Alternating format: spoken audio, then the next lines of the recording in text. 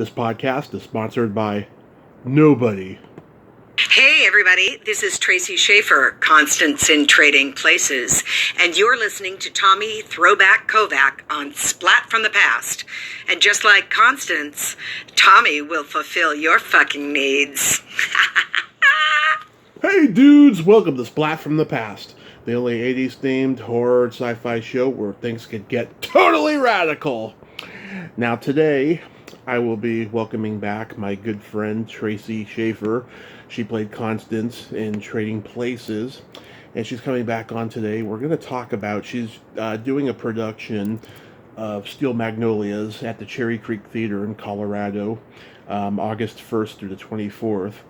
And I think this is the first production she's done since, COVID happened.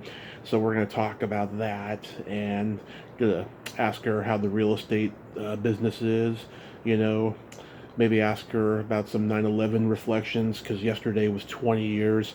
I can't believe it's been 20 years since 9/11. It's just unreal. And see how her memoirs coming along too, because she mentioned that last time we talked. And it's going to be a great conversation. I love Tracy because she's blunt, honest, she tells it like it is, and she's fucking hilarious. I love talking to Tracy. So, here is my new interview, I should say, with Tracy Shaffer. Hey, Tracy, welcome back. Thanks. How are you? I'm good. Who's this? Tommy? Hello? Hello? Who is this? It's Tommy. Oh, okay. Hi. Hi. Wait a minute. How is everything? What's up? Oh, it's good. Good. I just got some people into a home. I'm so excited for it. Oh, that's awesome. How's... Yeah. Oh, go ahead. Oh, it's just really competitive, and so you put a lot of offers in and hope to God they get there. So anyway, we've written 3 offers, and they got the house, so I love that. Yeah, that sounds good. How's everything overall now that the world is starting to reopen? It's okay. I mean, my world is in many ways the same because I primarily work out of my house. I have an office. I'm actually changing offices. I went today and cleared up my old space because I'm moving to the office that's closer to me. So, it's good. I most of the stuff is kind of the same because I couldn't go to the homebody, and I did not get to go hear live music this summer. That was kind of a bummer, but other than that, it's pretty good. How about you? Well, I'm interviewing icons, and I'm just so blessed with that. God has a very dark sense of humor, because while that's going on, I'm, helping my mother with her medical issues and what have you. And, we have a very low death count over here. We've been vaccinated twice, and overall things are great, but still, you worry about certain things like that stuff. Oh, yeah, definitely. I don't know, in the play, we're being super, super careful, so, I have to get tested every week. Right. And so that's, so that's good. I mean, it's a pain in the neck, but the good thing is every week goes by, I know I don't have COVID, so. Yeah. But then I have to be, hyper vigilant, because if we were to, if anybody, we have to close the whole show for 10 days if anybody gets sick, so. Right. It's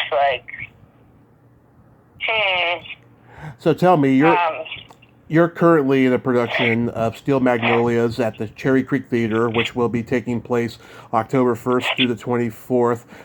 Did you audition for it? Well, actually, my girlfriend put me up.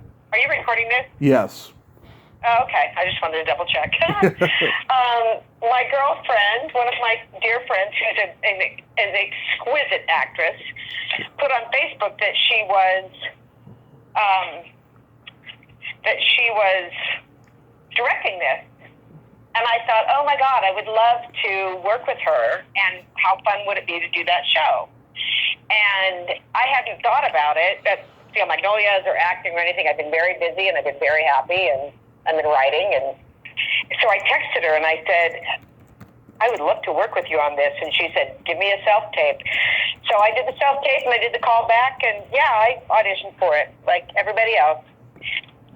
But it was really just because I had this friend who said, oh, I'm directing this. And I thought, wow, that would be so much fun. So I told her, I said, I always wanted to play Malin, but unless we want to put Shelby in the fertility treatment, I think I probably have to play one of the older gals.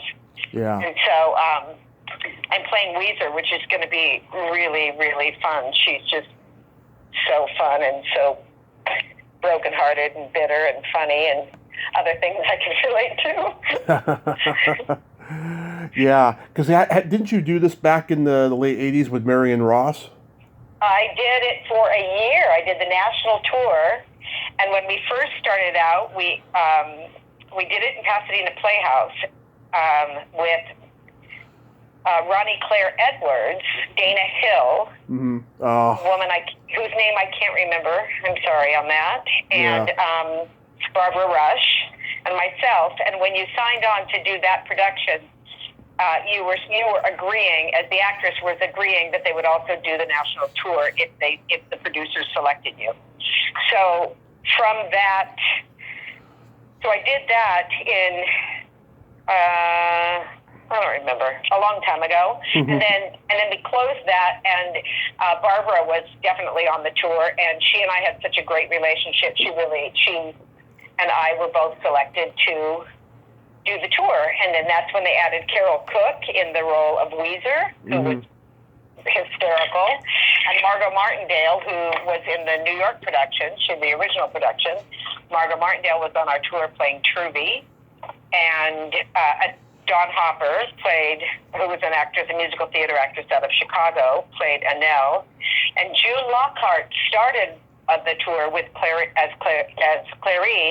and June went from, we rehearsed in New York, opened in Fort Lauderdale, and then went to Palm Beach, and then went to the Kennedy Center, and after the Kennedy Center, June left, and Marion joined us for the rest of the tour.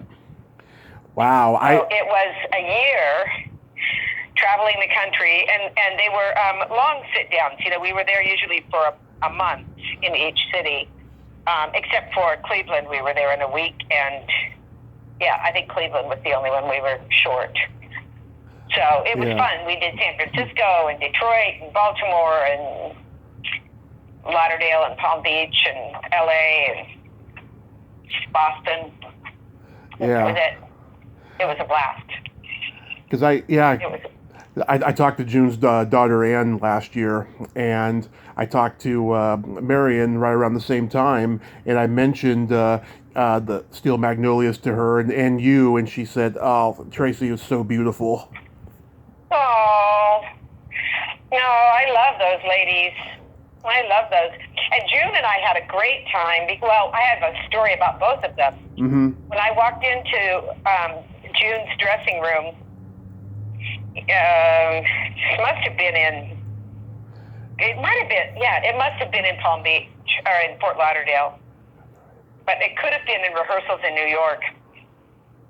And it was harder for June because Carol, I don't know about Carol, but Barbara and Margot and I had all done the show, and Carol and June and Dawn had not done the show. So we were at so Pam Berlin directed all of them, but, there was a different level. Like, some of us were just, zipping through it and going back. So I went into June's dressing room, and she had a picture on her mirror of David Bowie. Mm-hmm.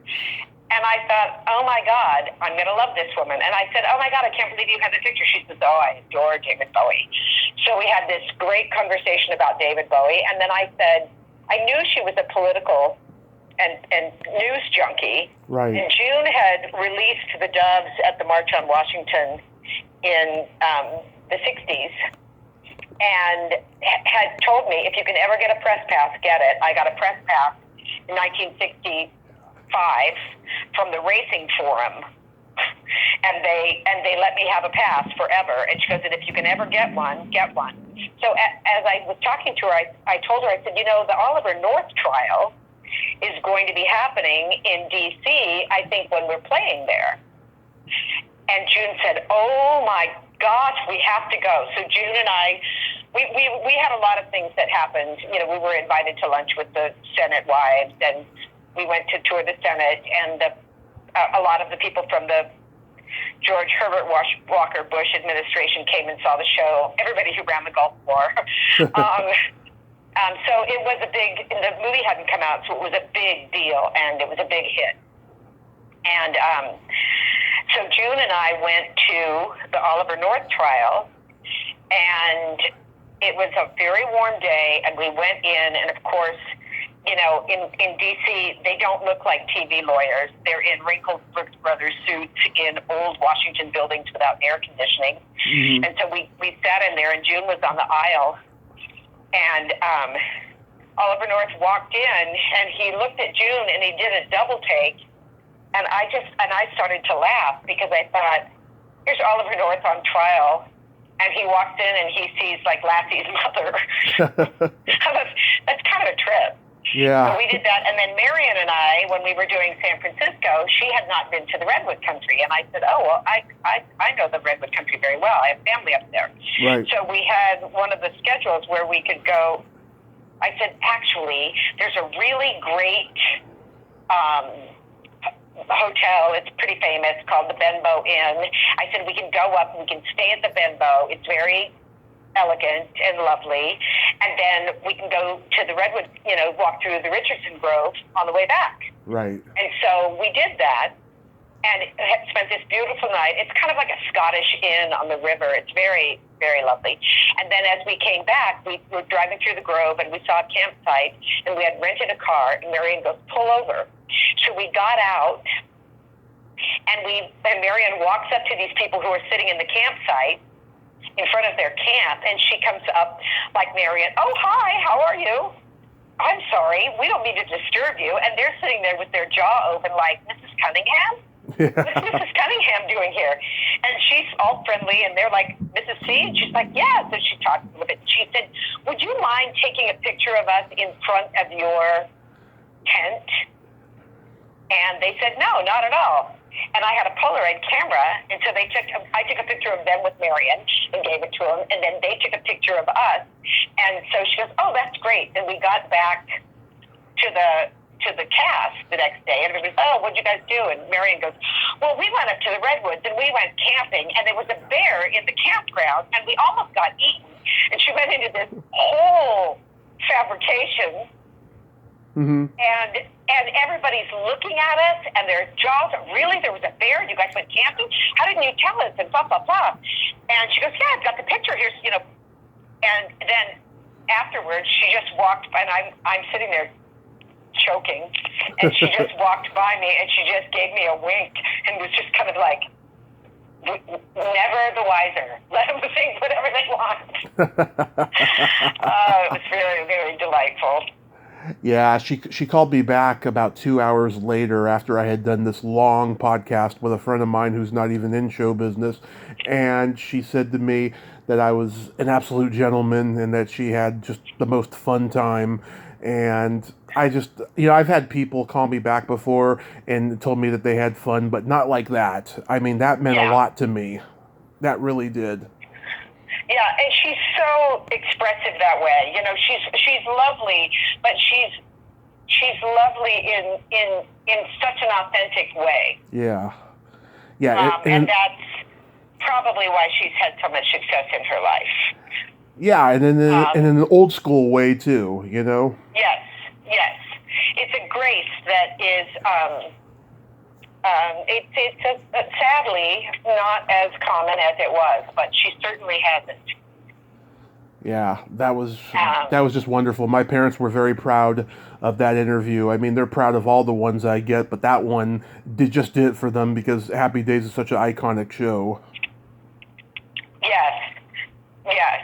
And I think Marion I think she told you in the podcast about right before she got it, and she was at like the lowest part of her life. Right. And she told me that story years ago in Boston, and she said, or even before, I think, and she just said, she told me the story, I was at the lowest part, and I sat in the bathtub, and I just prayed. She goes, everything was going wrong. And I just prayed, oh my God, please get me out of this. Show me how to do this differently. She said, and then it all kind of opened up. And then she goes, and then I got the call for Happy Days. Yeah, Ed Asner. Well, I've been praying my ass off, and I haven't got Happy Days. So, tell me what was going on there. Yeah, she's delightful. You'll get yours, Tracy. I mean that. Oh, I have mine. I totally do. When I look at everything, I wouldn't change any of it. Yeah, but that's a common story, though. Like Ed Asner told me the same thing when he got the Mary Tyler Moore Show. He was getting ready to go back to New York because he said L.A. was getting tough by that point for him. And then, he hit a jackpot with that show. Mm-hmm. It's a common story. And also, there are certain things that are like, in LA, some people are making decisions for you. Right. For your best interest. Your manager, your agent, a producer on a TV show. I think I told you that when we were talking. Mm-hmm. When I talked later to the producers that had me in on Married with Children. And I went to network, and they called me back, and they said, oh my God, I got like a 5-foot tall thing from Embassy TV or from Fox or from whomever saying thank you for your audition. So it was, and they said, Tracy, we went around and around for an hour. It was going to be not Katie Seagal's role, but Amanda's role. Right. The neighbor. They go, it was going to be yours. It was going to be Amanda's. And finally they said, we decided that we were going to keep you for a different show because first of all, they didn't think that Fox was a brand new network. Right. So they didn't know. They didn't know if that was going to how Fox was going to do, and they also said, honestly, we didn't know if that show was going to go anywhere because it was so risky and negative. And I thought, and of course, the rest is history. But the thing about it that's funny is, that's a decision somebody else makes for you. Mm-hmm. And they said, and we wanted to save you for a different show. And the show they saved me for never went anywhere. And Married with Children is a phenomenon. Mm-hmm. So, it's such I always feel like when you're in the arts, any creative art form, and in your generation, you're really lucky because you can do a lot of it on your own. You don't need somebody to tell you, to give you permission to do it. You can do a podcast. You can do your own TV show, you can do a web series, all kinds of wonderful creative expansion that's happened, and you just that part of it is so nice that you have the option to do that now. Yeah, I mean, I wish I had realized it 10 years ago, but then again, I wouldn't be here at this point if maybe, or I mean, I maybe could have, gone further 10 years ago, but still, I wouldn't trade the now for anything. No, and I thought once I got into real estate and I started running my own business, I thought, oh man, I wish I knew how to run a business when I was in Los Angeles because I had tremendous opportunity, but I didn't do what I do now. Now I'm much more about building relationships, and at that point I was like, I don't want anybody to think I like them for what they can do for me. But the truth is, you either like somebody or you don't like somebody. Right. And that's generally how most relationships are built. I don't call people that I know and like because I think they're going to buy a house. I call them because I want to know how they're doing, Exactly. But I didn't know that. I was too young. And I have this metaphor for how life goes. So when you say, I wish I'd done something 10 years ago, lately it's come to me that, when you're a little kid, it's like you're on the, in line waiting for a roller coaster ride or some kind of big amusement park ride that's exciting and scary and huge. And you're going in the line and you're going back and forth and you're waiting and you hold your mom's hand or your dad's hand or your uncle's hand. And you're like, is it started yet? When's the ride? When do we get to go on? And then at some point you get on the ride. And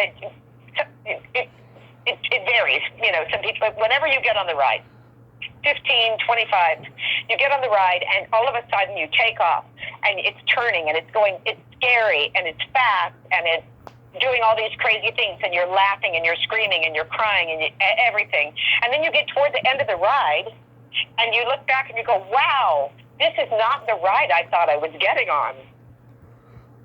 Yeah, exactly. I thought I was getting on a different ride, but it's been a great ride. It's a hell of a ride, no matter what in life.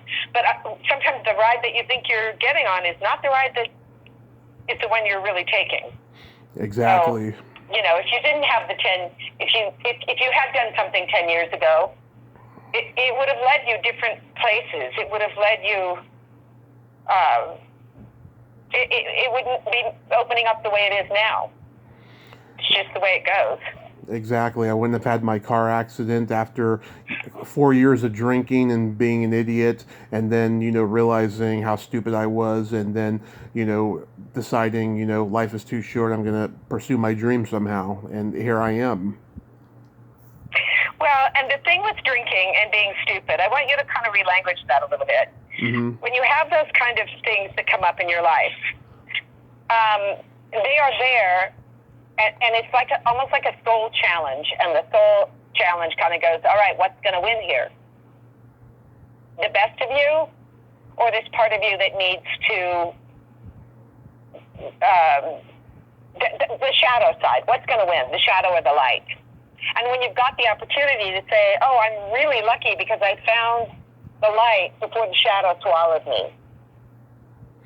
And it gives you a level of gratitude that if you don't have any trial, if you don't have any tribulation, it's a little bit more for granted. Does that make sense? Exactly. I mean... So, I would say, instead of saying I was being stupid, I would say I'm so glad I got smart. Yes, I got smart. Exactly. Yeah. And was able to say, I think I'd like to do this differently. Mm-hmm. You know, that's a huge thing. And everybody I know who's gone through it and managed to come out of that side has been so much happier. Mm-hmm, absolutely. So, I think we know more too about personal growth than we ever have because of the internet too. I think a lot of people, if it wasn't for the internet, a lot of people would probably stay the same and then end up dying miserably, you know? Yes. Yes. And there's a lot more ways to reach out, and some of it creates more distance and loneliness, and some of it creates a connection that we wouldn't have felt. So there's some good and bad on all of that, but there's, I think, the ability to understand where we're not alone, or how trauma works for us, or how to heal ourselves, or even sometimes when you put something on the internet that's like you're having a really bad day. You see it when people break up, or sometimes somebody will go like, oh my, you know. Oh yeah. Something that sounds rather dire, and then, or maybe it's just really bad news, and then people come and surround you with that, with some love and some attention and some focus on, hey, you know what, I care about you. And I think that's the best of it. Absolutely. That's the best of how it works. Absolutely. So this new cast you're working with in Steel Magnolias, are they great to work with? So what's lovely about this is two of these girls I've never met. Mm-hmm.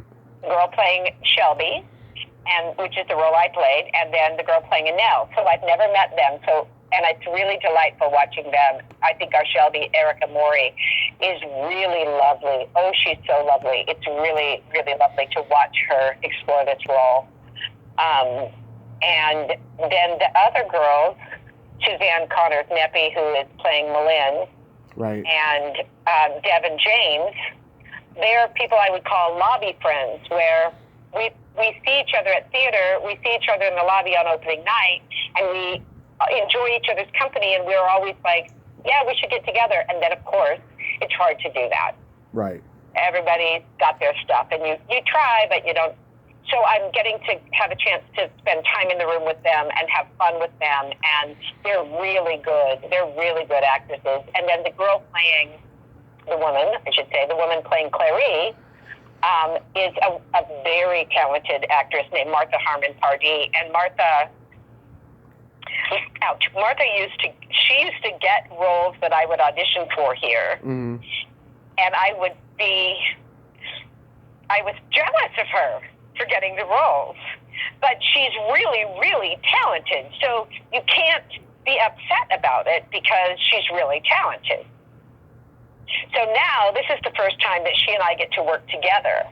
So that's also, to me, very kind of lovely and fulfilling to be able to enjoy the talents of somebody that you used to be envious of. And now it's like, oh my God, we get to work together. It's so much fun. And she's lovely as Clary. So yeah, it's been fun. It's kind of a short rehearsal process, so we're moving quickly. But I think it's going to end up really good. That's my feeling. That's awesome. Yeah, but now, we're stumbling through, where am I going and whose hair do I do now? And, all the kind of basic things of just the beginning of the rehearsal process. And right. The director, Tara Falk, she's a very lovely director, and she's an extraordinary actress. So she's one of my favorite actresses in town. She's very honest, and so the kind of honesty that she brings to her own acting work, she's also bringing to the environment for us as a director in allowing us to, even within a short rehearsal process, bring up things that are very important to remember, and bring it to the heart. So it's not just about the laughs or just about but really about the relationships and the heart. And so that's been really gratifying. Oh, that's awesome. So you guys are getting tested once a week? We get tested once a week. And they're being very, very careful about the audience and the seating, and the theater is much bigger than what they're allowing capacity, and you can block out seats just for your group. So they're being very good and very safe. And they just closed their first production, which was Tenderly, the Rosemary Clooney story, and that was a lovely production, and they did it really well. And they said, look, everybody backstage, front stage, everybody's vaccinated that's working on it, and then we have to be tested once a week to make sure that nobody's been exposed, because that would close us down for 10 days, and that's not doable. We can't do that in the theater right now. Yeah, I'm supposed to go to LA for a couple of days in October. I was originally going to go for a convention. It got canceled, but I need to get away. So me and my friend were going to go, just go hang out and stuff. But he messaged me a couple hours ago. He broke his toe this weekend. I'm like, damn it, I hope it doesn't have to cancel. But we shall see. And, it'll be nice to get away and see people. Mm-hmm. Yeah. I was just out in Laguna last month, end of the month, for a week, and I have to have that ocean. I just have to have that ocean. Yeah. It's really, yeah. So really nice.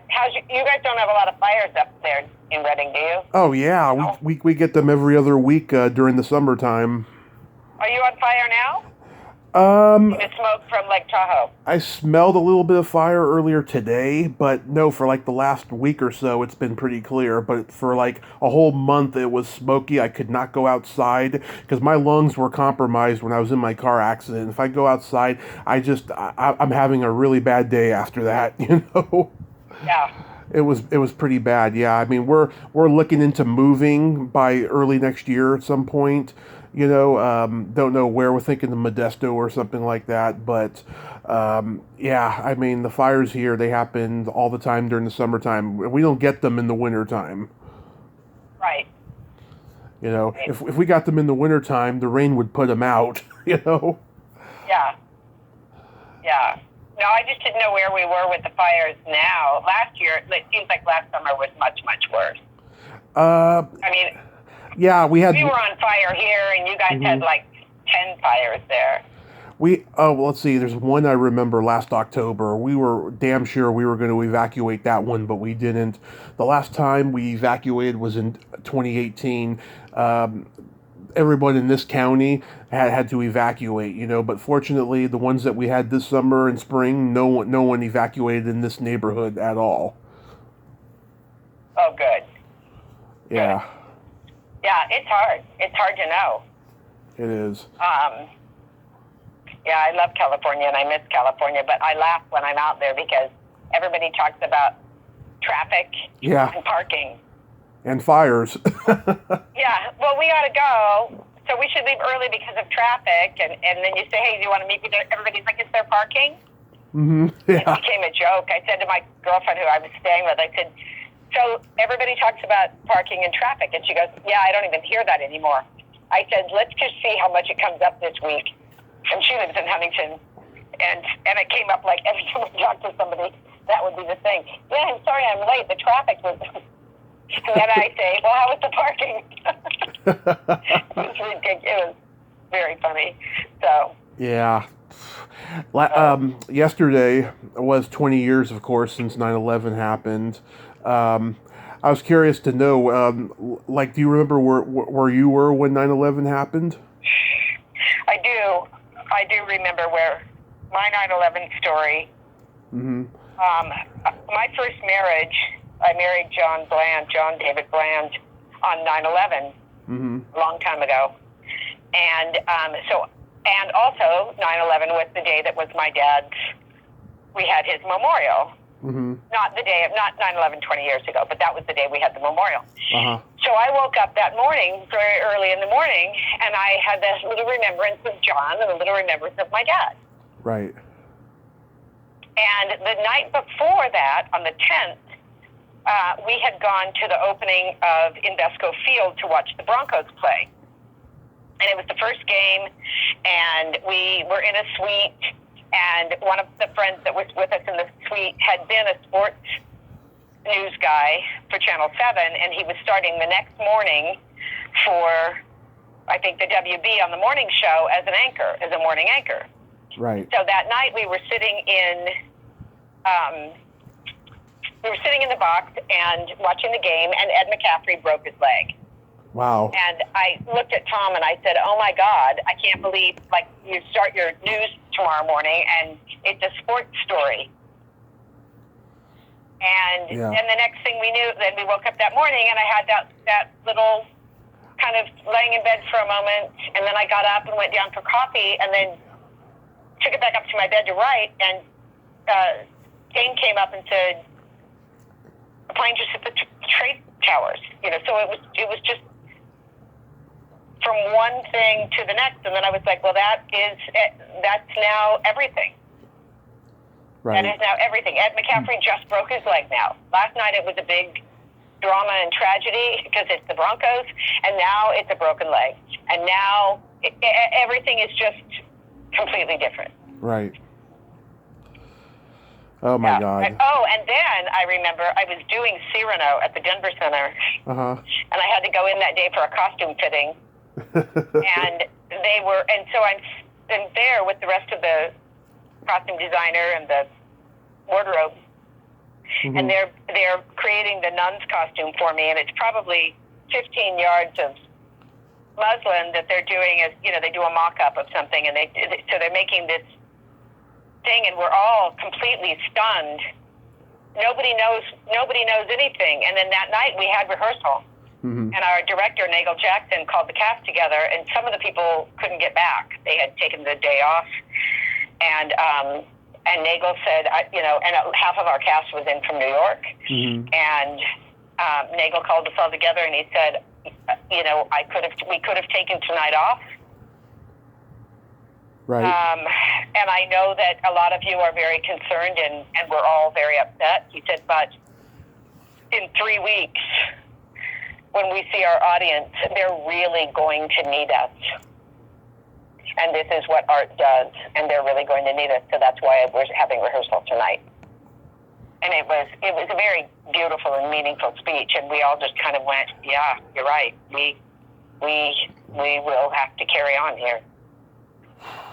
So. Yeah, I had just graduated high school, and I had to take care of my grandmother because she was dying, and I woke up at 5 p.m. on 9/11, and my family was just in complete disarray over the whole situation. Every time my grandmother heard an airplane flying over her head, she was paranoid that the terrorists were going to come to San Francisco, you know, and Right.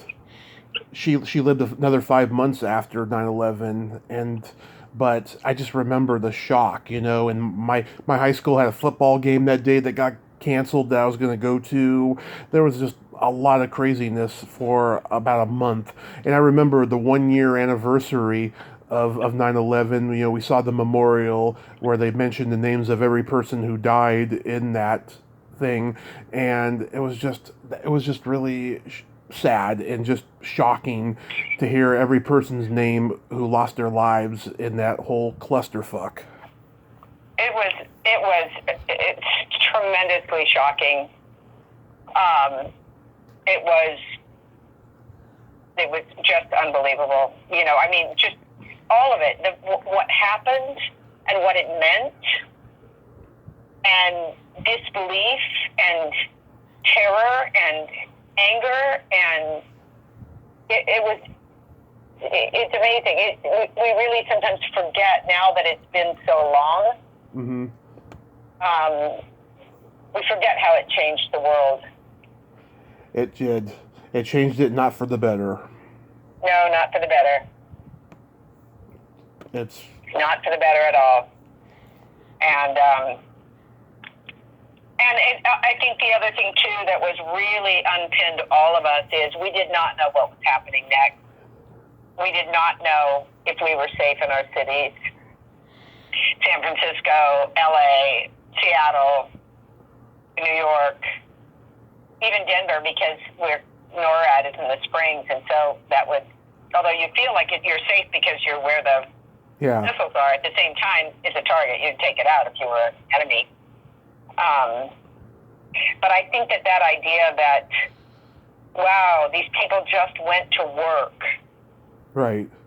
They just went to work. And the unbelievable happened. And that was, I think, what was, and that was what was shocking.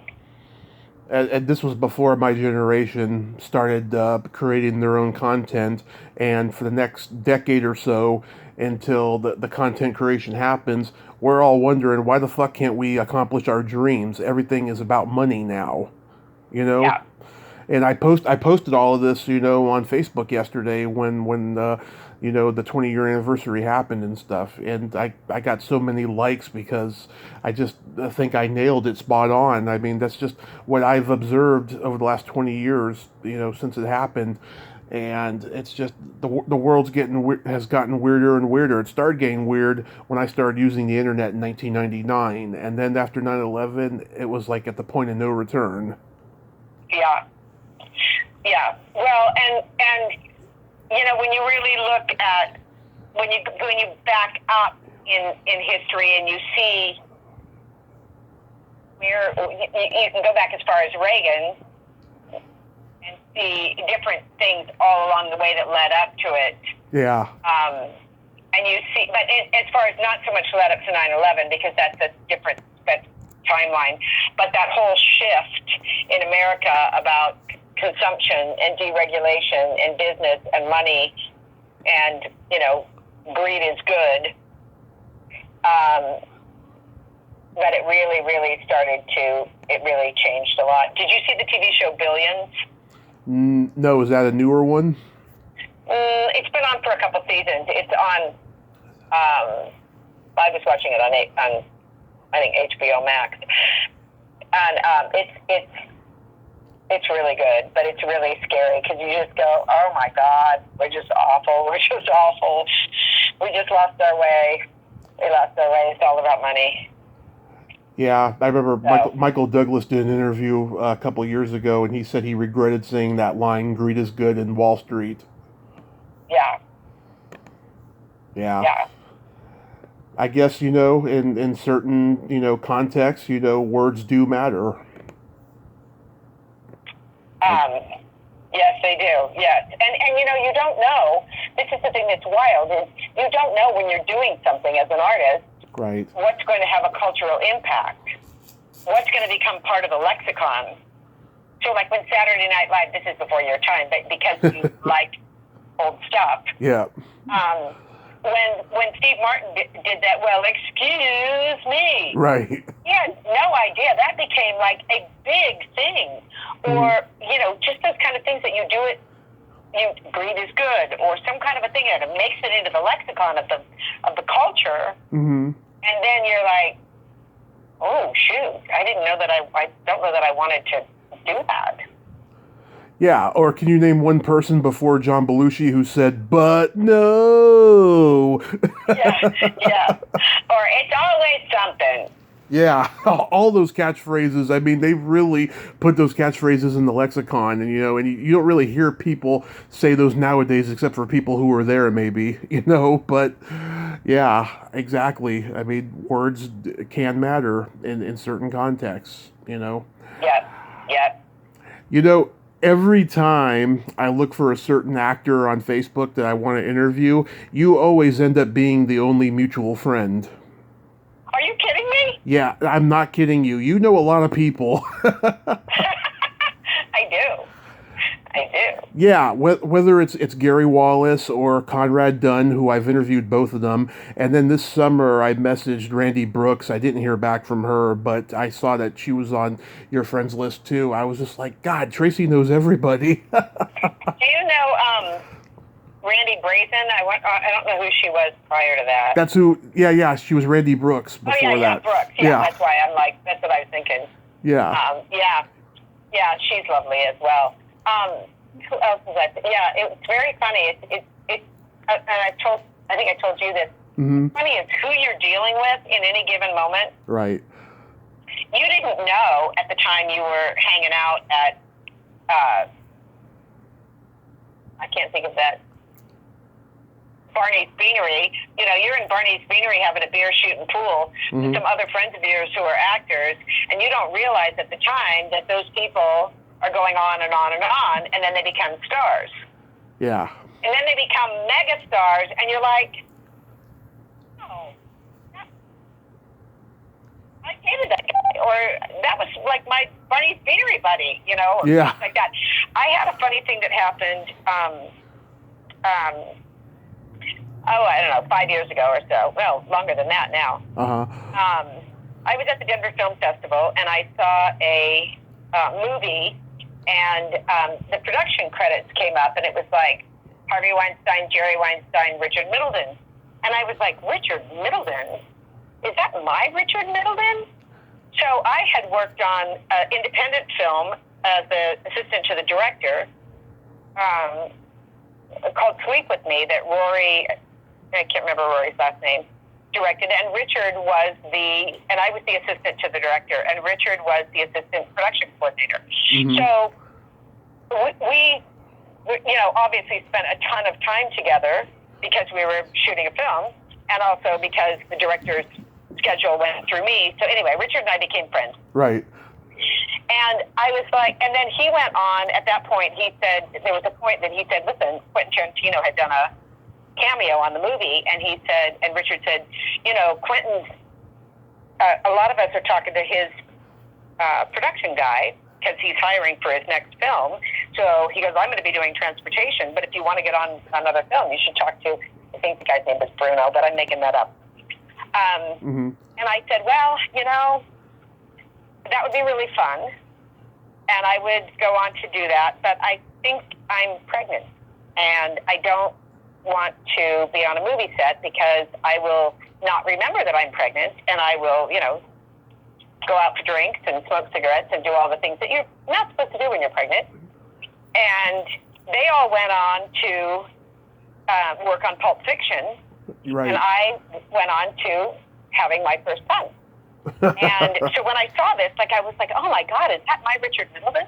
So I found him on Facebook, and I told him this story on the thing, and I said, so is that what you were doing? Well, I was raising a child. You, like, got yourself to the point that you're producing the artist? Right. And so he's like, yeah, that's me. Blah, blah, blah. We kind of kept in touch, so I don't hear from Richard for a while. And about 3 weeks ago, I got a Facebook message from Richard saying, hey, I'm sorry it's been so long. A couple months ago, I sent a message. Sorry it's been so long, I didn't get back to you on this. But I'm sitting here in Italy shooting a film, and your name came up. And I'm like, my name came up? Like, what? That is so random. Like, how would my name come up? And then he sent me a picture of himself with Chris McDonald. Mm-hmm. And Chris was, and so they're both there, and I'm like, oh my God, I can't believe it. How did you, first of all, it's really good that you guys are working together and you're sitting there in Italy, but even so, how did you get to the point that my name came up? Yeah.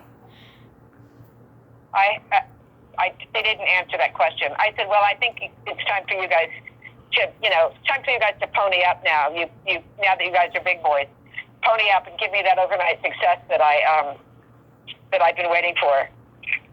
Wow. 40 years. I said, I can be in Italy in a matter of days, in a matter of hours. Yeah, it's funny. I found out that Quentin Tarantino wanted Christopher Jones to play the guy in Pulp Fiction who says "send in the gimp," but he didn't like the script, and he was just trying to get back into acting after being out of it for a long time. He ended up doing some crap until he died, but I thought that was pretty interesting because Tarantino likes to cast long forgotten people in roles. Yeah. In his movies, like what's his name who just died, Sonny Chiba. He was like Japan's biggest kung fu star in the 70s, even bigger, probably just as big as Bruce Lee was, and he gave him that role in Kill Bill, and people remembered him after a while from that until he passed.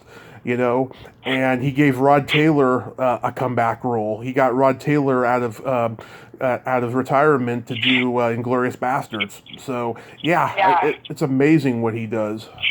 Yeah. Well, and that's part of the thing is because he's so nostalgic. Yeah. I know, like that the newer one, Once Upon a Time in Hollywood. He got Nicholas Hammond to play Sam Wanamaker in the movie, and Nicholas has been doing mostly Australian movie roles because he's lived in Australia for a long time. I talked to him a couple of years ago. He's a good guy, but yeah, I mean, did you like that movie? Oh, I loved it. I thought it was the best movie of the year. I loved it. I thought it was so good, and of course, a lot of that stuff was like. Part of my childhood, he incorporated some of the things that were the radio stations and some billboards and some places in there that were like very nostalgic to me. So it was really fun. Yeah, I saw it in the theater twice, and I saw it one of the times. The extended scenes were a part of it, and yeah, I just love the movie. I hope he's got at least one more movie left in him, and even if he doesn't, this is the good way to end it. What do you think? Is he retiring? He has said that he's going to do 10 films in his career and then retire, and this is like it's technically 9, but it's also technically 10 because of Kill Bill Volume 1 and 2, but right. He was thinking about doing either a Star Trek movie or a James Bond movie, or just do something completely original, but he's procrastinating because of that book version that just came out. He's more focused on writing novels now.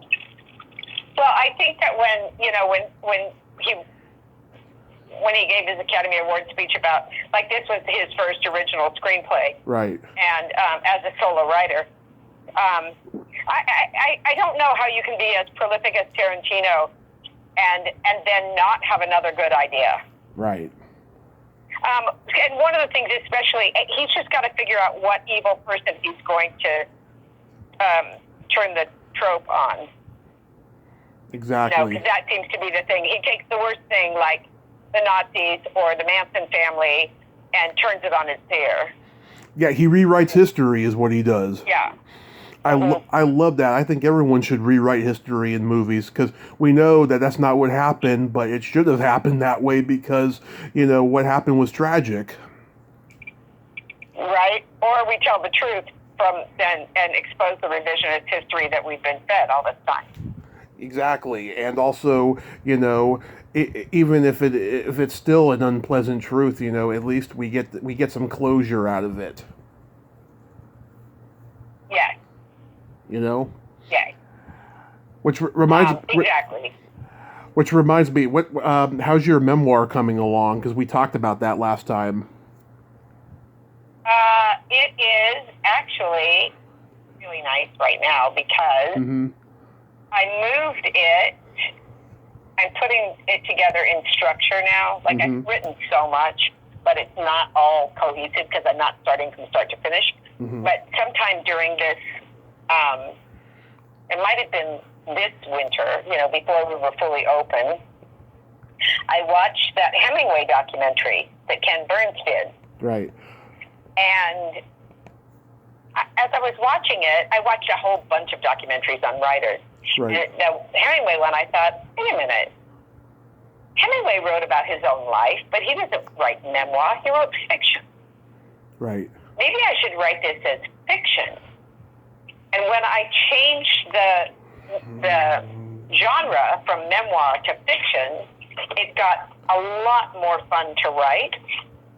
And it means I can tell the truth without it having to be the truth. Right. And I can make things better. I can play with it. And so I'm writing it as fiction. And it's much more fun.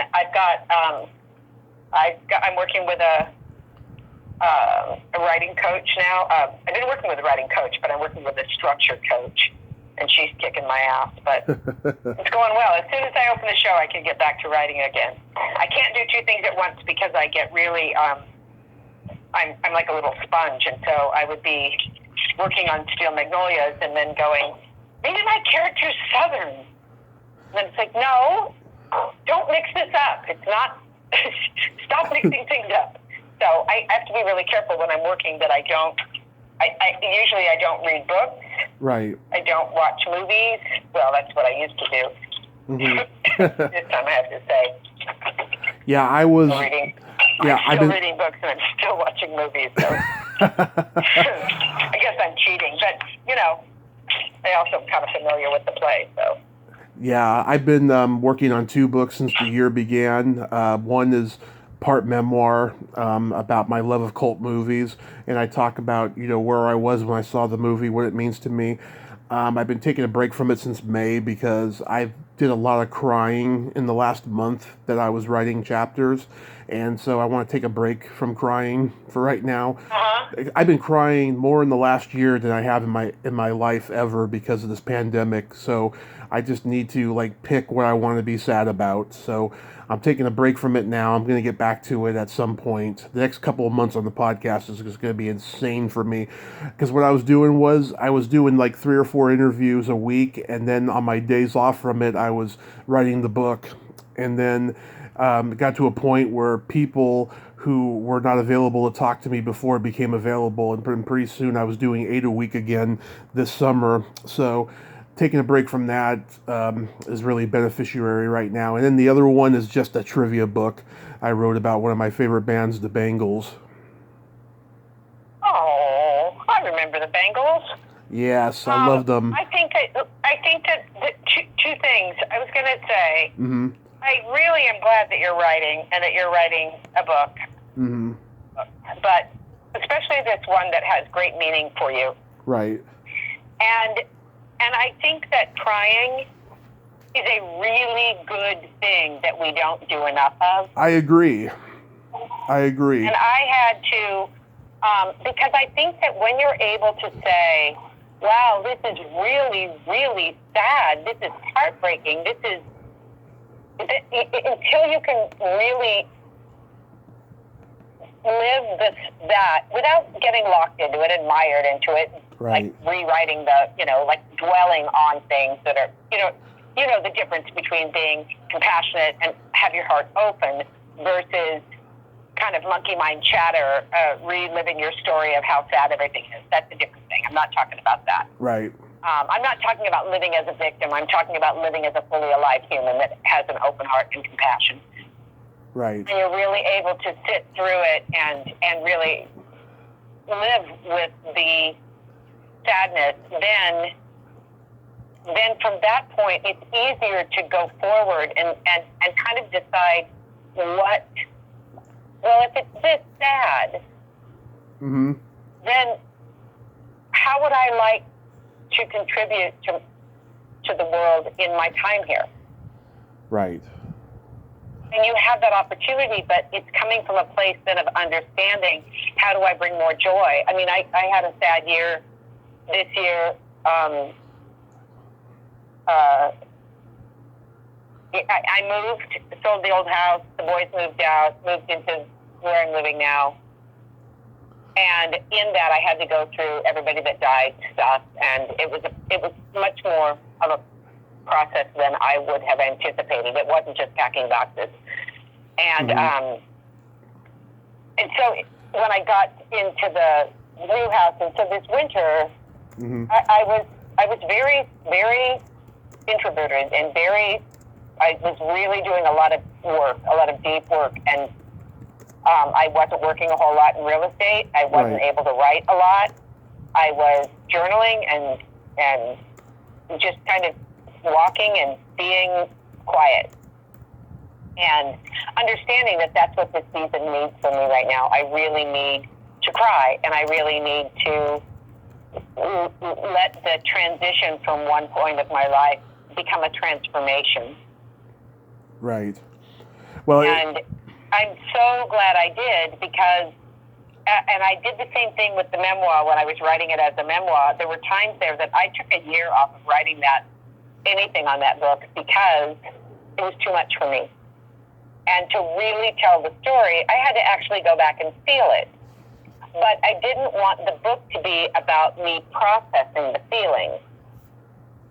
I wanted the book to be told in such a way that I was creating it in a way that the reader would be able to experience it for themselves. right.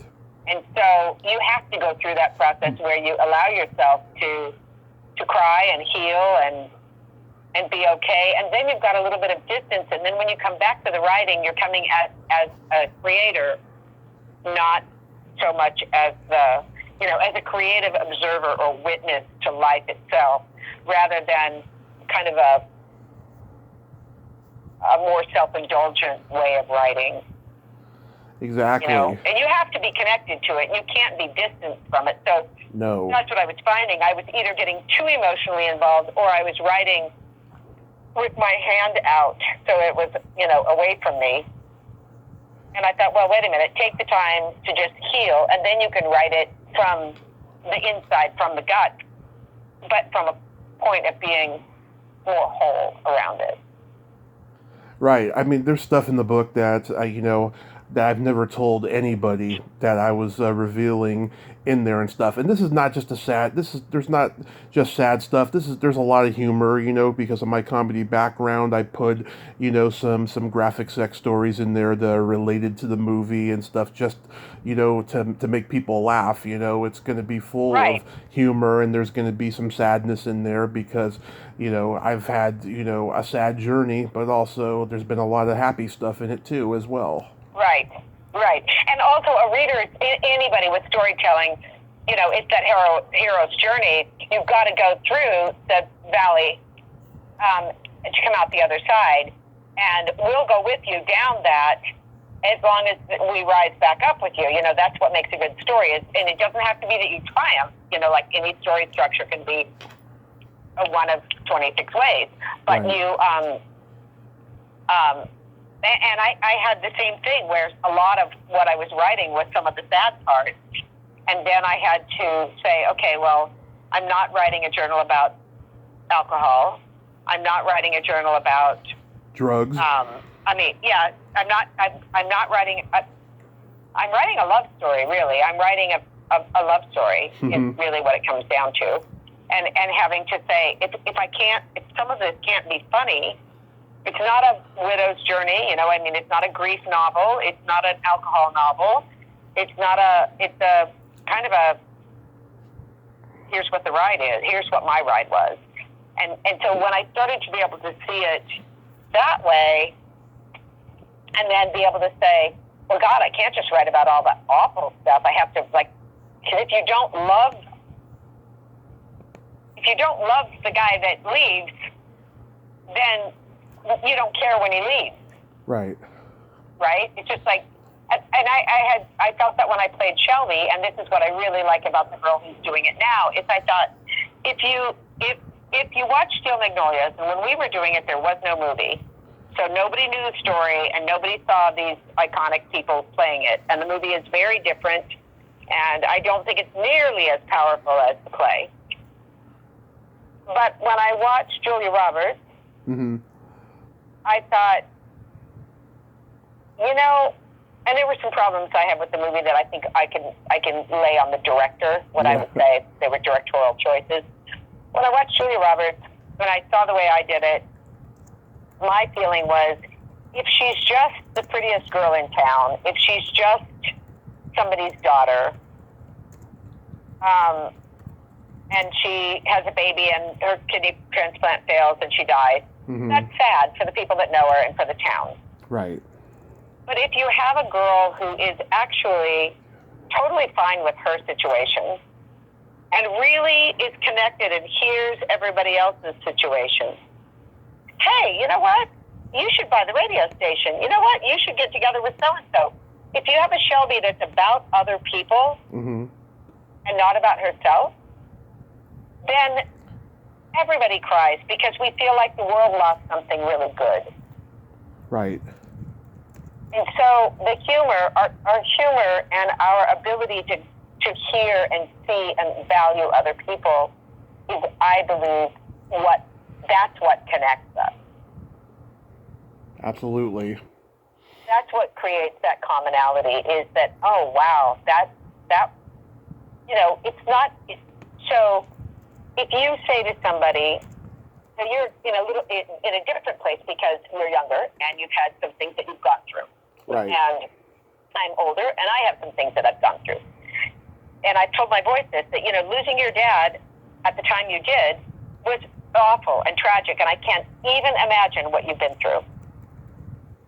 But you now, at a very young age, have a level of empathy and compassion for other people's pains and sorrows when it hits them that you wouldn't have had. And I know people who are 50 and older who haven't lost anybody. And so I think is, wow, you're in for a big shock. Like, you lost your grandma, but you haven't lost anybody else. And so there's or maybe there's been no big life-changing event. And I think it's going to come harder in a way. And so each time that we get these heartaches, it makes us bigger and it makes us better, even though it can make you better or it can make you bitter. Right. And you get to choose which one you want to be. And so when you're young and you go, wow, I've been through a absolute, not just life-changing thing, but a near-death thing. Like, for all intents and purposes, I don't even need to be here right now. I could have checked out in the car accident. Exactly. I could have checked out any time in that time afterward in the recovery. It was long and it was hard, and you didn't have to just make the choice to come back. Right. But you did. I sure did. And that changes everything. And, so that's taking the time to care for yourself and heal and be able to say, I'm good, I'll tell the story, but I want to tell the story right, and I want to tell I want to be able to tell the story the way I want to tell it. And if I'm in tears every time I'm at the computer, I might not be able to have the kind of clarity that I need, so maybe I'll just take a little time out and process this. So That's beautiful, Tracy. Next time, I get to writing a chapter, I will think about that. I really will. And call me anytime you want. Absolutely. Because, I mean, I have lost a lot of people that I love since my grandmother passed 19 years ago. Like this summer, I lost my aunt, and I lost one of my really good friends like a week apart from each other. And there's been a lot of crying during the month of July. And then August, I had this reality check. I was like, okay, they're gone. I'm alive. And I really need to lose weight again. So I have not touched refined sugar in over a month now. And while my mother is very proud of me, she also knows I'm very irritable because I can't have sugar anymore. But Right. so I'm trying to make a whole attitude adjustment now, So tell me what you've done, because I gave up sugar last year. In 2020, I stopped drinking. Mm-hmm. Not forever. Right. I just did a dry January, and I liked it, so I kept going. And then I didn't drink until maybe June. So all of that, and I'm going to do it again after my birthday's next week. I'm going to do it again October 1st, and then, I don't care if I drink or not. But I found that when I didn't, I'm like, if you don't care about it, don't do it. And then I started walking every day. Right. So when I was walking, and then I gave up sugar because I thought to myself, the only time I really care about it is in my coffee. So if I get rid of it in my coffee. I started that too last year. Yeah. And then I got really, I get real stubborn, and I was like, well, if I didn't do it in the coffee, then I certainly don't want that cupcake if I can't have it in my coffee. And so I just kind of played a game with myself that if I couldn't have it if I made an absolute no where I really like it is in my morning coffee, then after that, nothing else mattered. And so I was able to, and then you start to become aware of all these areas that sugar comes up. Now, I never was reading labels. I was going through real obvious things. No added sugar, no things that are sugary. But I didn't I hadn't gotten to the point that I read every label, like, oh no, that's got sugar. But a lot of the stuff, that there's sugar, there's sugar or corn syrup in it. And I didn't lose weight right away, but with the walking and the not drinking and the cutting out sugar, I did eventually lose about 8 pounds. Nice. 8 or 9 pounds. And Nice. when I started eating sugar again, when I started drinking again, I gained it all back. Yeah. And so I'm like, okay, so if you don't... Now, I found when I stopped eating sugar, I started eating a lot of fruit. Mm-hmm. That's what I've been eating apples. So. Oh my God, I eat tangerines right now. I follow the seasons. I'm like a blueberry freak. Yeah. And then we go through cherry season, and I eat cherries like they're going out of style. And now we're into the peaches, since we have really great peaches here in Colorado. Yeah.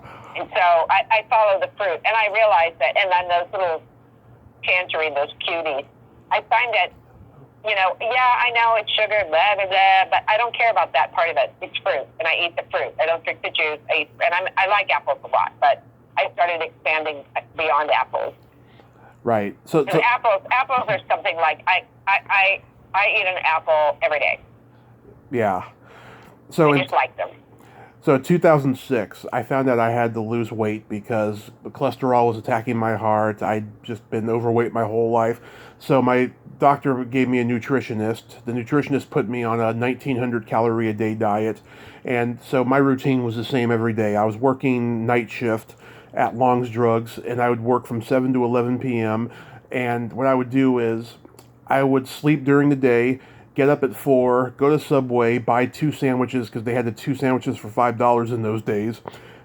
And I would eat one, wait till I got home at 11 p.m., eat that one, eat a couple of non-salted pretzels, and drink water all night. And I would stop eating once midnight happened, and I would drink water all night till 5 a.m. And I spent a lot of time in the bathroom, I'll tell you. Right. So then, while I was working at night, I got a lot of exercise that way. But then on my days off, I would just walk for hours and hours just to nowhere and get lost and then go back. And I did that for, a year and a half, and I lost 130 pounds that way.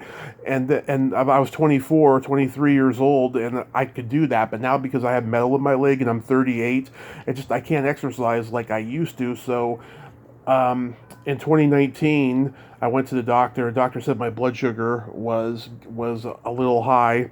So I quit putting sugar in my coffee last year. And between January and March, I lost 30 pounds. And then when the pandemic happened, I gained weight again. But I wasn't eating sugar like I did before. I was eating it, but I wasn't eating it to excess, right? So, Right. back in August, after I just decided I'm not going to eat sugar at all anymore until I get this weight off, and so I've stuck with it. I just eat an apple, and that's it. I don't need anything else, And now my next thing is I gotta stop drinking coffee, because I've been drinking too much coffee, without sugar, just cream. Yeah. Yeah. So, what do you think your biggest? So, I mean, for me, and I really only kind of saw this in my writing and a book, a journal book that I like those journals that ask you questions. Mm-hmm. Because I do regular journaling, I do that all the time, every day. But there was one that was particularly, and there was a section on the body. And as I was writing that, I realized how body shamed I was as a kid, and how fat shamed I was, and how then, of course, it would have been one thing to just grow up and, they were saying, oh, well, maybe we should take you to the chubby section, which is what they called it in the old days. Mm-hmm. And I look at pictures of myself, I go, you weren't particularly overweight. I was a round little girl. I wasn't a thin girl by any means, but I looked and I was thinking, wow, what was put on me versus what I collected from the culture versus what was real was very different.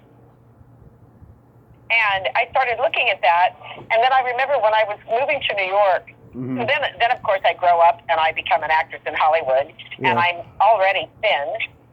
And I go see this agent. She's like, well, if you could lose 15 pounds, I could take you.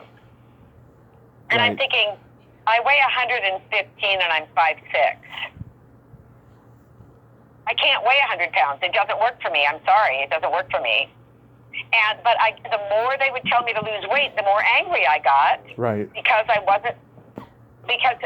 felt like, fuck you, man. I have talent, and it just was so heartbreaking, and the culture telling you you're not good enough, and you're not attractive, and you're sitting next to all these other girls in Hollywood, which is ridiculously beautiful, right? And never thinking that you're pretty enough. And I thought, what a fucking waste of time.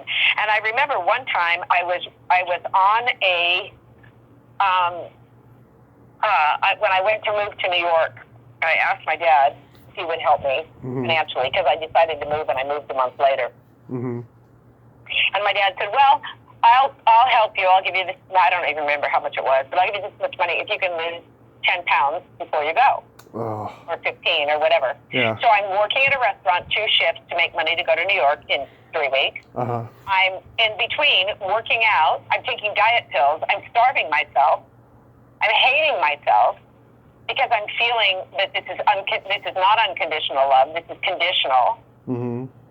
And I remember I had all of these books on this diet and that diet and that, and I looked at this and I went, this is so fucking boring. This is an insult to my imagination. This is an insult that I have to try to adapt myself to a standard that I don't acknowledge. I went back and I told my dad, I don't want your money. I will sell my car. I will work double shifts. I don't care. This is not healthy for me, not physically, not emotionally, not psychologically. And I told him, I said, I'd rather go with no money than this. It's making me feel like I'm not good enough. Oh. And so I finally put all those things away, and I thought, I do know that I know what my body likes. My body likes very low sugar and very high protein. And if I don't eat bread and potatoes and rice, like just don't eat the white things, Right. sugar, rice, potatoes, Right. my body's happier. And I have more energy and my joints feel better, but I don't go down that gluten, this, keto, paleo, blah, blah, blah. I know that, like, if you were to say a diet that works for me, it's kind of on the Atkins thing where it's higher protein, don't worry about the fat, and just keep the carbs really low. Right. And I do fine. I'm not a runner. I'm not but now at my age, I need to make sure that I'm strong and that I'm flexible. So, like lifting a little weight and doing some stretching and doing some walking, all really good for me.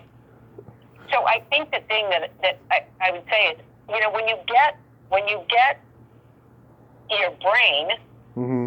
is hooked into these things around your body, whether it is the social aspect of how you look, or the doctor saying this for your health, there are all these things. And then I remember I would get up and I would have breakfast, and if I had the wrong thing, I would have a whole shit day and think, well, I had a waffle, so now I may as well eat Haagen-Dazs because I blew my diet. Yeah. And it was so messed up in my head. It was so messed up, and I thought, there's got to be other things that are more important or more interesting or more lovely to deal with. And I started to change, the long story, after I moved to New York, like I said, every time they tell me you got to lose weight, I'd go out and eat a Snickers bar and say, fuck you, and go on a binge. And when I moved to New York, I said to myself, you can eat whatever you want. And I started walking because I was in New York, and I started to lose weight because I stopped thinking and obsessing about my fucking weight. Instead, I looked at, and this is kind of how I do now, and even now my weight fluctuates, and I'm, normal. I mean, technically, if I look at the numbers, I'm overweight, and I go, I'm not going to look at the numbers. I'm not going to look at the numbers. What I'm going to do is I'm going to go, what does my body need? And if I feel like, I really want something that is, a Hershey bar or some gelato or something, Right. I look and I don't say, no, you can't have it. But I look and I go, do you want it? Do you want it now? And then the other thing I started doing, because, it's especially now living alone, I don't have to cook for anybody. Yeah. And I think, okay, well, you can have, if you want that popsicle or that gelato, or there's a certain kind of popsicles, they're like big sticks or long john, that I could live on those. I could live on those and sourdough bread for the rest of my life. And I go, okay, if do you want it? Well, what have you eaten that you need? Like, I'm looking at things like just nutrition.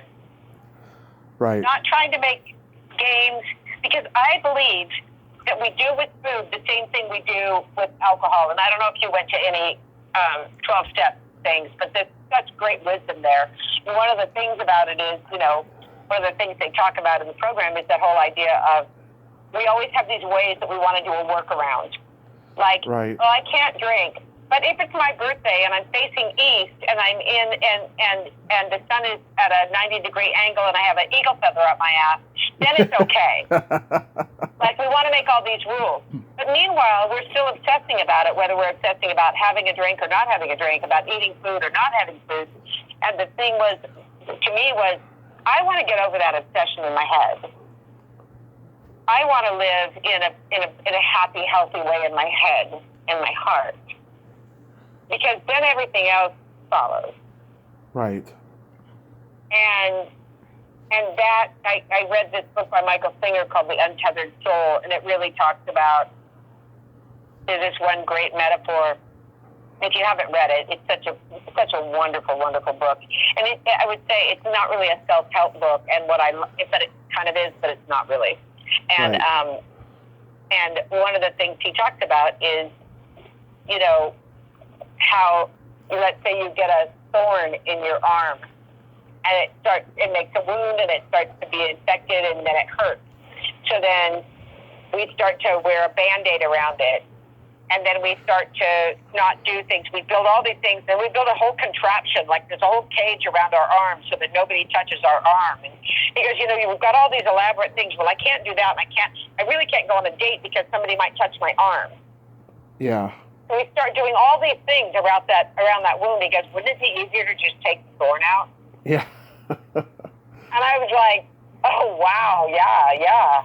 And so he's got these great things in there, but one of the things about it is just like really, really connecting with the you that's underneath all of it. And right. letting go of all these things that we, like you said, when you said earlier about it's all about money. Mm-hmm. It's not only about money, but it's also about, I say it this way, America only manufactures fear. Yes. We don't make cars. We don't make anything anymore. We manufacture fear.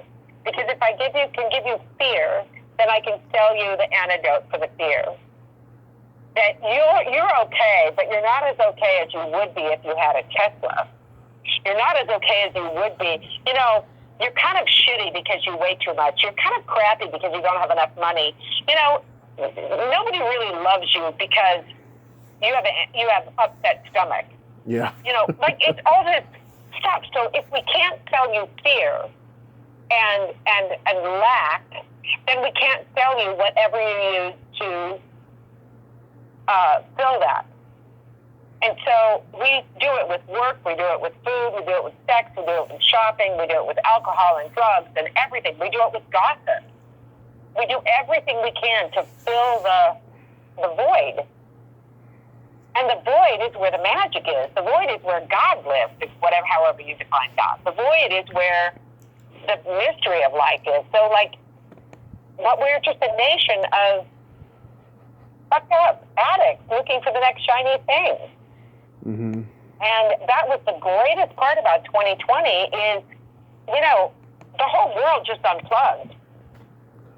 And you had an opportunity to not have to deal with it. Yeah. To not have to follow the paradigm. I know it was crazy. I had all these things that I wanted to do in 2019 and stuff that fell through, right? And I was like, okay, 2020, I'll get it done. And I still haven't gotten it done, but I'm slowly but surely trying to. And right. Let's hope 2022 I'll get to. If not, God will direct me to something even better. Well, here's the thing, and I'll leave you with this. Okay. 2021 gave us all the opportunity to be quiet with ourselves. Mm-hmm. And some people took that opportunity, and some people just bitched about having to put a cloth over their face. Yeah. Some people just threw a tantrum the whole time. And other people went, wow, this is, when we got quiet and we got contemplative and we did things, people danced in their kitchen and put out little videos of themselves doing things. And people learned how to bake bread. And there were some things and spent more time with people. Or we did a lot of things. We went through our toy box and we got rid of what we didn't need. If you were fortunate enough to do that. 2021 has been, and in 2020 we realized how fragile everything is. Like, wait a minute, I had all these things I was going to do this year and now I can't? Yep. And everything we took for granted, we had to stop and reassess. And so then 2021, as the world opened a little bit, and it still has a lot of dissension between people who are, I just don't understand the idea of this. No, let me put it this way. I do understand the belief system that is being fed misinformation. Mm-hmm. I understand that if you're going to buy into that, you're going to believe that. So I can't say I don't understand it. I don't understand how you can watch that stuff to begin with, but, there's a lot of misinformation. I don't understand. I don't understand how people can put their very lives at stake for something like this. So Anyway, Exactly. 2021 has been a way, and I've noticed this in a lot of people as we've come back into the world. We've come back in with a little bit of trepidation, like, well, what do I want to go back to? How much of this do I want to do? I don't want to be on the rat wheel anymore. Right. I don't want to have to work 100 hours a week just to keep up with the Joneses. I don't want to have to do that. You know what? I don't. So I think we're a little more on purpose now. Mm-hmm. Well, and like you said, with your writing, you know, you went from doing the podcast and writing, Right. and then all of a sudden, your podcast, it just showed up. Mm-hmm. Like it just like you planted the seeds, and all of a sudden, that part of your garden just started to burst into bloom, and you're like, shit, I'm booked until the end of the year. Yeah. Okay, well, that's showing me where I need to focus. Yeah, all the way through next year. It's crazy. So that's telling me that I'm doing something right, and I need to go do more of that. And now what the thing is, you know, finding the way that you can live in your body, which is just that place that your soul is living. And if your soul is good, you know, then matching that up where, you know, I don't want to be in a fight with my body anymore. I don't want to be in a fight with feeling I have to do this or that. Not to the doctor or society. I want to find my true connection with how I feel. And yeah, you know what? I'm 38. I've got this metal in my leg. I've got these other things. And some of them do have to be, I have to be mindful of them. I have to be mindful of the fact that maybe sugar's not my friend. Exactly. No. I don't want to go through this thing where I hate myself, I hate my body, I eat something, and then I get pissed at myself because I didn't stick to my diet. Like, whatever, you know, I'm going to do, I want to find the things that I enjoy doing, and doing that and allowing my body and my mind and my attitude around my body to just heal itself in its own organic way. I just want to find a way to love myself. Right. And I want to find out what I really have to bring to the world. And so what I was saying earlier in this, I'll kind of circle back to when I went into this kind of introverted winter, I came back out and I started thinking, okay, what is it you want? I was actually at a training for my real estate thing, and I left on day 2, and I was like, oh my God, I don't know my why. You know, when they say start with why, I don't know my why. My why has changed. My why for a long time was a creative thing, and then my why was to keep the family together, and then when that fell apart, it was like my why was because if I don't do it, we're all going to fall off the planet and die, so I have to keep the world spinning. Right. Because I have 2 young children to support. And now, so I redid my why, or what. It wasn't even a why. It was a what. Like, well, now, what do you want? What do you want to do? And I came to this. Mm-hmm. I want to expand my own experience of love. That's beautiful. That's beautiful. Now, that means if I take that every morning, it doesn't mean I want to love more or I want to be loved more. I want to expand my own experience of it. Right. So whether that's talking to you or petting my cat or talking to my clients or writing or showing up at rehearsal, if I can remember that my goal every day is to expand how I experience love, that's fucking enough. It is. It sure and is. then it changes how you eat and how you exercise and how you spend time with your friends and what you want to do with your time. And so even if I sit down and I binge watch something, I'm doing it on purpose. I'm doing it because I want to see this story. I want to watch this story. And I'm conscious that I'm watching a story that somebody has created and written and acted in and got sold and got produced. And, you know, I'm grateful for all the work that went behind it. I'm not just watching it so that I don't have to deal with something else. And that shift has been really, really big. So if you can find your why in that way of like, well, what do I really, really want? How do I really want to spend my time? Because you don't really want to spend your time counting calories or worrying about this or that. You want to spend your time in whatever's going to maximize your joy. Yeah, that's exactly what I did the first time. I was counting calories constantly every day because I wanted this diet to be a success, and that's why I lost 130, but I'm not... There's nothing wrong with that in the sense of like, that's what I hear from Noom, people who do Noom. There's nothing wrong with being mindful of it, Mm-hmm. but it's the conflict, it's the inner conflict. So when you put yourself in a structure that you're, okay, I'm counting calories and I'm doing this, and now I'm really just obsessing on how many calories I've eaten today, Mm-hmm.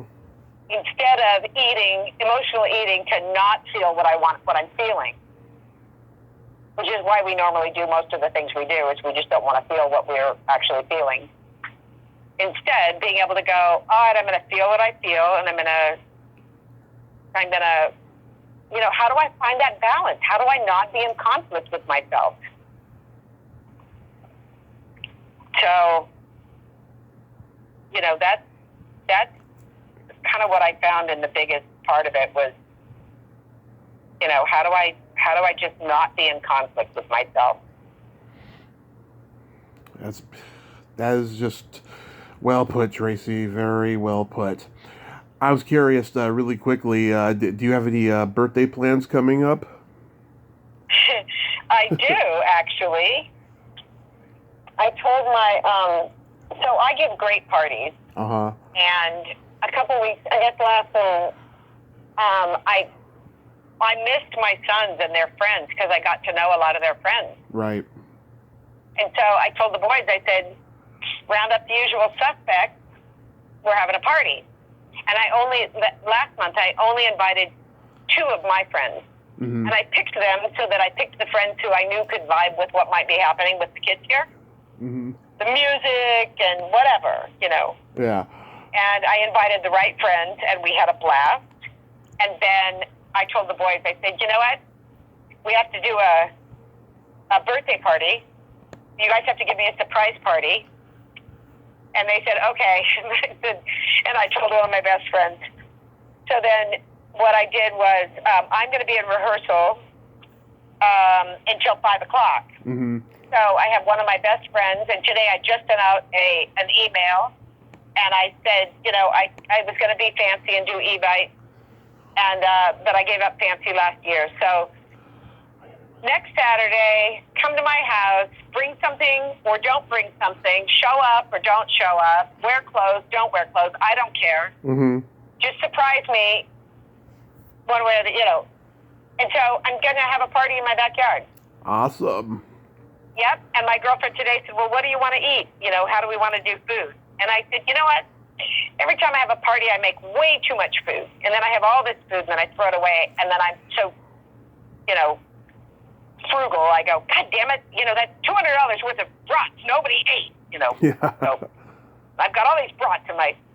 And so I said, look, I want something. Let's just make some food that we can pull out, and it can sit on the table, and people can eat it or not eat it. And when the party starts, we don't have to do anything. I don't want to be running around doing anything. I just want to, we'll put the booze here, we'll put the food there, and everybody can just help themselves and have a good time. So it's just going to be very low-key. I invited a very broad group of people, Mm-hmm. not just my best friends. I invited my sons and their friends. That last time when we had this party, what was so lovely, I had 2 of his friends. 2 of his friends tell me, one of them pulled me aside, and one of them I saw in front of people, and I know that kid because I know our history together. He's like a second son. But I had a couple of my son's friends pull me over and say, I just want to tell you how much difference you made in my life, and how much I love you, and how much you mean to me. Oh. And I just took that in, and I said, thank you. I'm so happy that's what happened. Oh, that's so sweet. Yeah. It was really sweet. In 2019, I was laughing. I had a frat house. So my old house, we had basically the boys lived in the basement. There was a giant bedroom, Mm-hmm. and then a smaller bedroom, and a kind of family room, smaller family room area. and then I had the main floor. Oh. And so Gabriel, both Gabriel and August had different friends who didn't have a place. One person had a fight with his stepdad. Somebody else was. I said, can so and so stay here? Can Dad stay here? And I was like, yeah. Somebody else had trouble with their thing. I said, look, you can move in here for the summer. So I had a frat house. I literally would walk out of my bedroom sometimes and find a naked, drunk 25-year-old on the floor as I was getting to get my coffee, or asleep on the couch. Right. And I just go to the bathroom and grab a towel and throw it over their junk and make my coffee and be like, I'm the house mother here. Yeah. But it was just like a little frat house, and it was not a frat house because it was more like a home for wayward boys. But it was great, it was great. Then later we'd sit outside and talk, and sometimes one of the kids that would stay there, I'd be outside and I'd say, "Hey, come talk to me. What's going on? Where are you with this? What do you want to do? What do you think you might, oh shit, that hurts." So it was really great. Yeah. Really great. So now when I say, "Hey, I'm having a party next weekend, give me your email so I can do this," and then they're like, I go, "Thank you," and they're like, "No, thank you." Like, all right, awesome. So, yep, that's what I'm going to do. I'm going to rehearse in the day, and I'm going to have a party in the night. Oh, that's so cool. My dad turned 64 back in March, and he was like, I never thought I was going to make it to 64, because I can remember hearing Paul McCartney sing When I'm 64 when I was only 10. Right. Yeah. And then, he was surprised when Paul McCartney even made it this long, Yeah. Yeah. Yeah. I'm going to be 64. Yeah. So, and it's weird.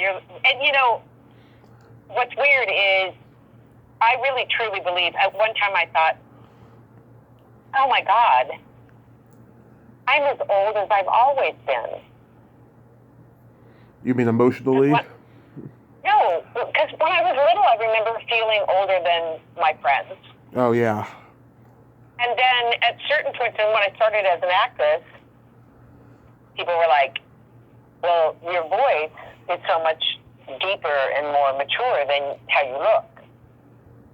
And then as I got older, then you always hear people who are older say, I don't think I'm that old. And then I look in the mirror and I go, oh my God, who's that person? And you think, yeah, there is a point that you do feel disconnected from a numerical age or even your physical age, because and then that's when I realized, you know what, you're the same age. Your soul age is the same age. Whatever that is, that's the age you are. So,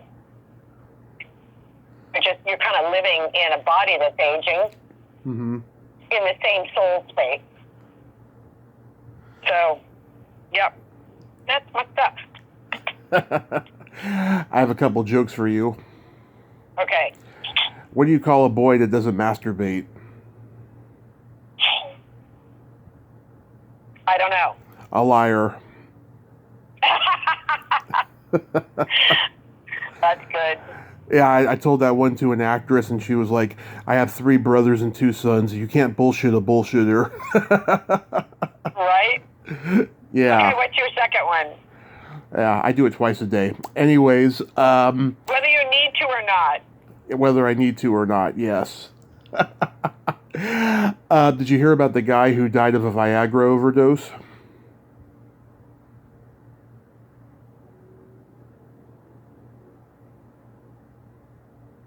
Did I lose you? Oh, did you hear about the guy who died of a Viagra overdose? No. Yeah, they couldn't close his casket. Oh. Yeah, someone told me that one. I was just cracking up. I was like, okay, I'm going to start using that one now. August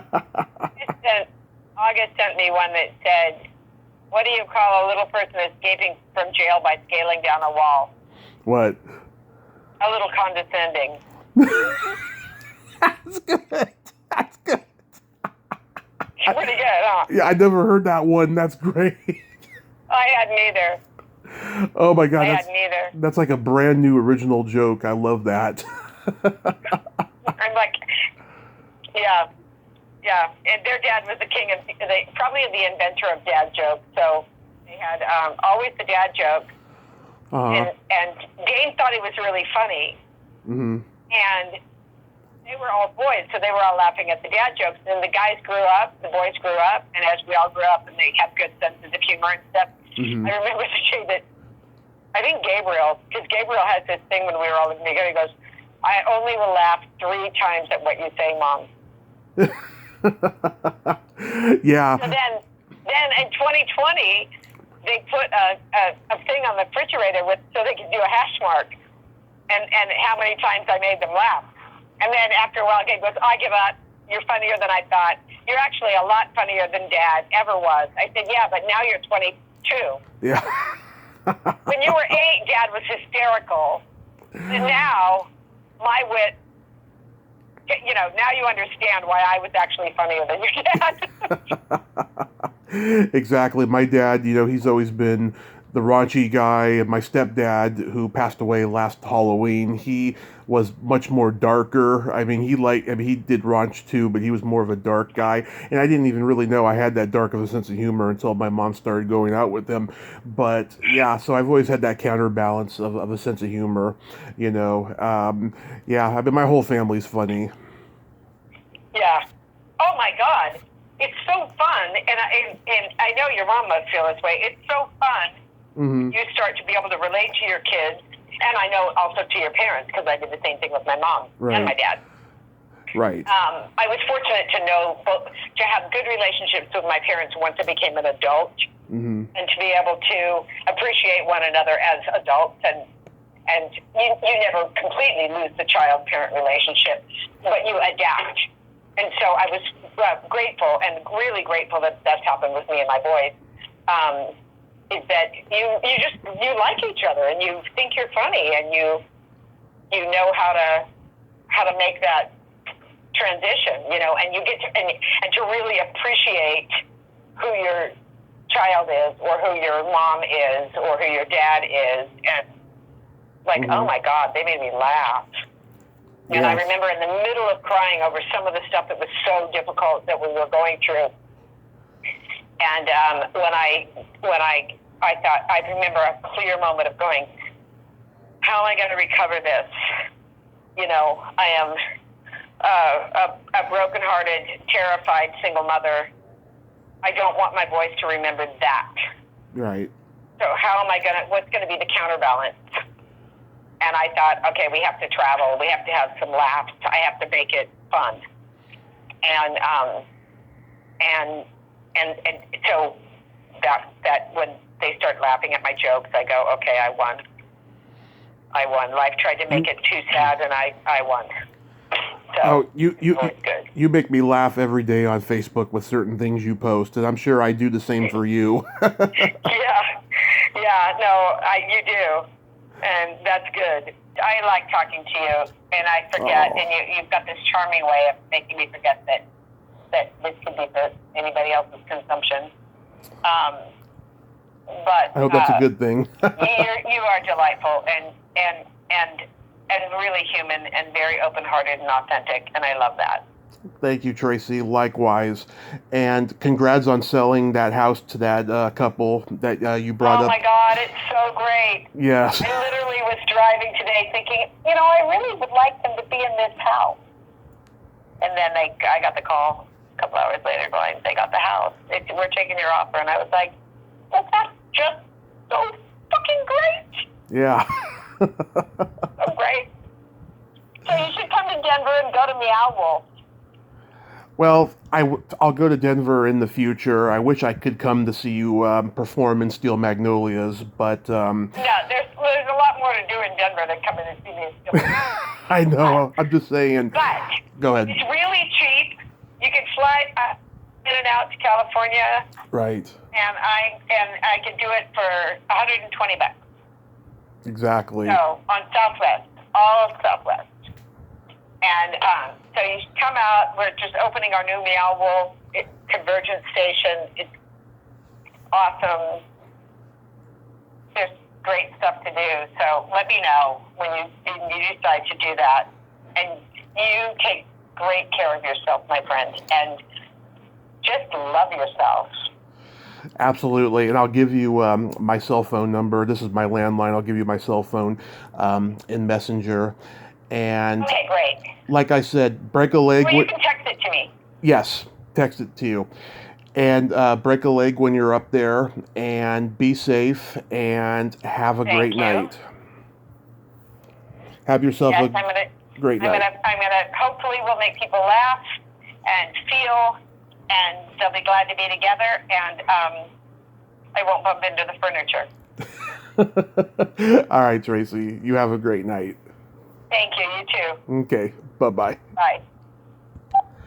Well, there you have it. Tracy Shaffer. Ain't she a sweetheart? Oh, I just adore her. She is just friggin' awesome. She is one of those people that God broke the mold when he made her. We had some minor sound issues in the beginning, so I apologize if the conversation becomes abrupt in whatever editing I'm going to be doing at the beginning. Well, until next time, this is Tommy Throwback Kovac saying there's no shame in living in the past because the present sucks. Later, dudes. Constance will fulfill your needs.